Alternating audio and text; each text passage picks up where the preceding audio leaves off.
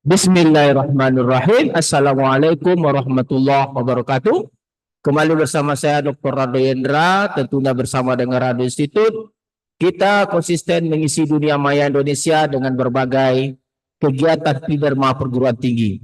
Suatu riset artikel yang terbit di Jurnal Mathematics pada 1 April 2025 dengan judul New Extension of Rayleigh Distribution, Properties, Different Methods of Estimation and Application to Medical Data.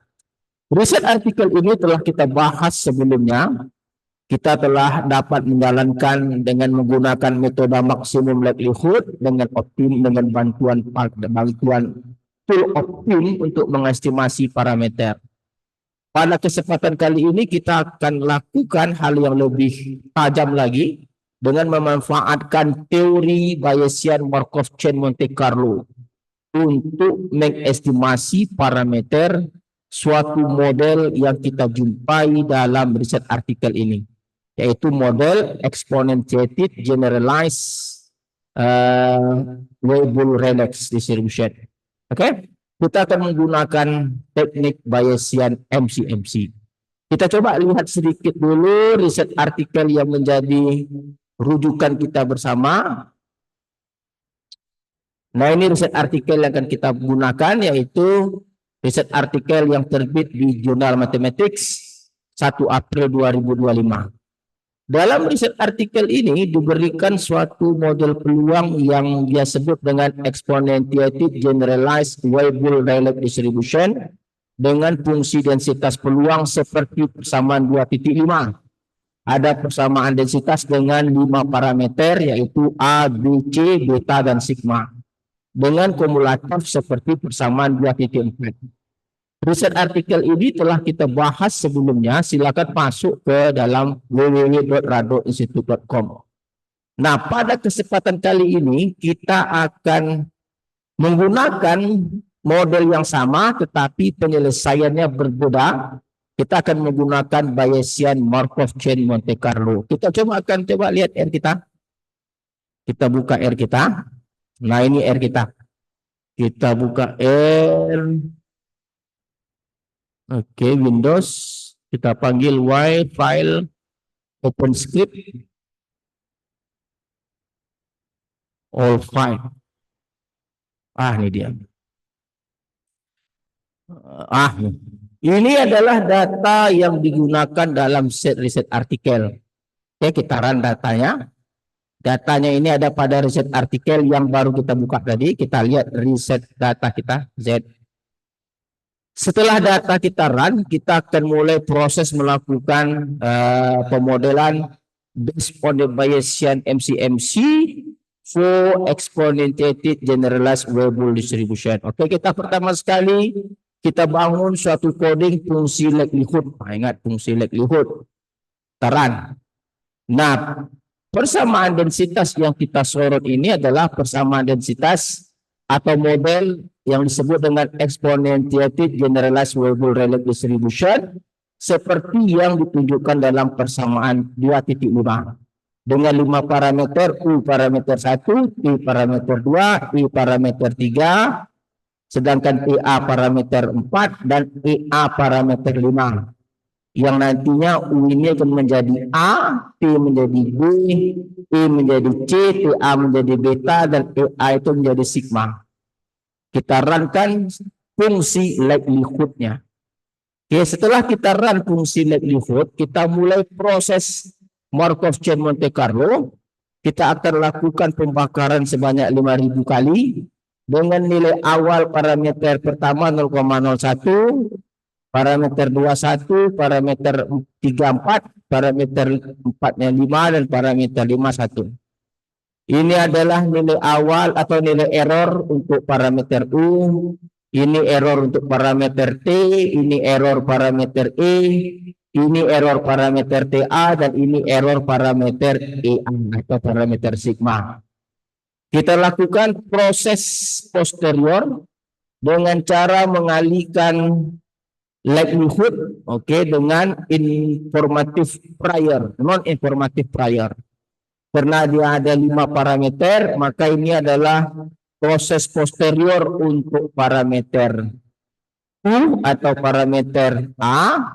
Ini adalah proses posterior untuk parameter B atau parameter, di sini jadi nama parameter T.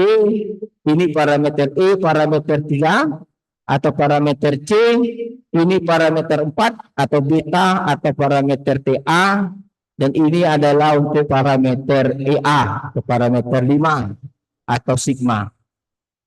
Kita akan lakukan burning sebanyak 5.000 kali. Jadi kita coba run saja. Kita coba run, apakah dia berhasil atau tidak, kita tunggu saja dia berproses.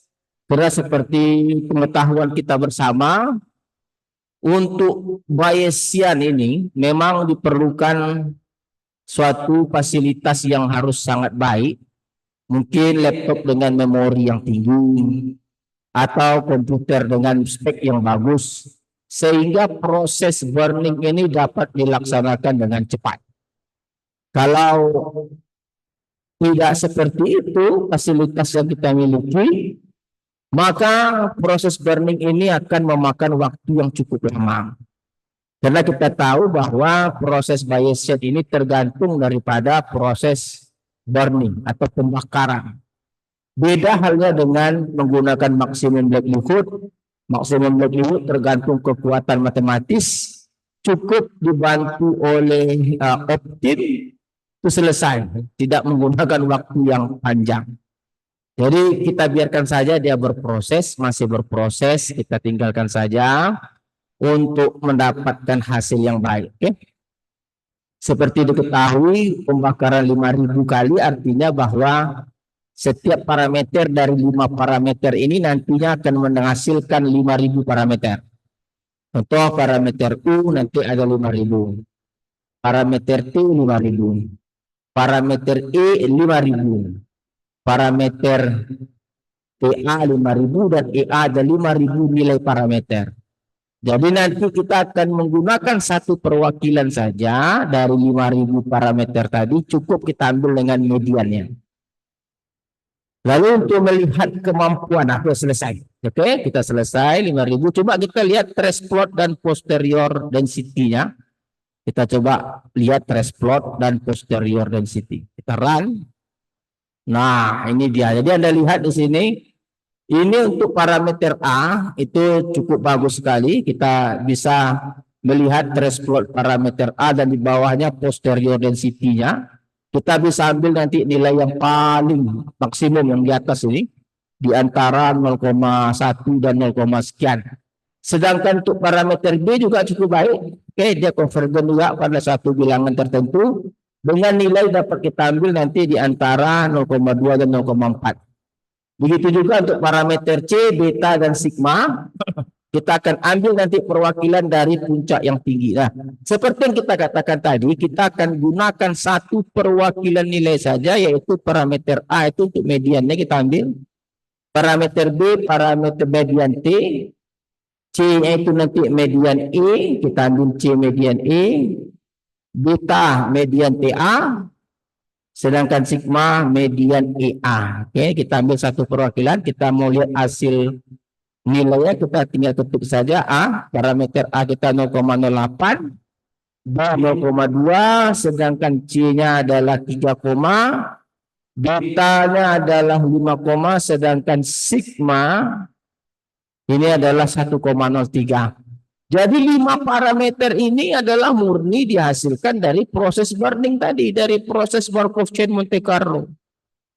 Dari 5.000 pembakaran. Oke, kita ambil perwakilan masing-masing. Nah, untuk melihat kebaikan model ini, parameter ini kita gunakan density plot dan cumulative plot. Nah, ini sudah kita perlukan parameter komponen-komponen yang kita perlukan. XI seperti biasa untuk density plot, XX untuk cumulative plot, dan F besar ini cumulative hampiran. Sedangkan parameter 5 parameter tadi kita sebut dengan par. Urutan pertama parameter A, B yang kedua parameter B, yang ketiga C, yang keempat beta, yang kelima sigma. Sehingga dari fungsi densitas ini seperti yang disampaikan dalam persamaan 2.5, kalau dia sebut per 1 artinya itu A.